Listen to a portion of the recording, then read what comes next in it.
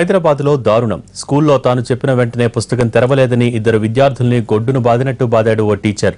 కుకట్పల్లి సమతానగర్ పరిధిలో ఉన్న little flower స్కూల్లో జరిగిన ఘటనపై విద్యార్థి సంఘాలు ఆందోళన బాటపట్టాయి.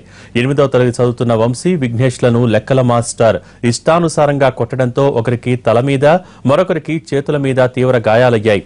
విషయం తెలుసుకున్న విద్యార్థి సంఘాలు స్కూల్ ఎదుట ఆందోళనకు దిగాయి.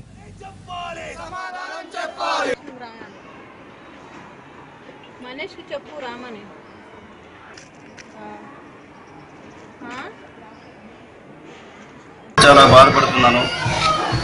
మీ అందరికీ క్షమాపణ చెప్తున్నాను. ఆ టీచర్ తరఫున ఆ టీచర్ని నేను రిమూవ్ చేసేసాను.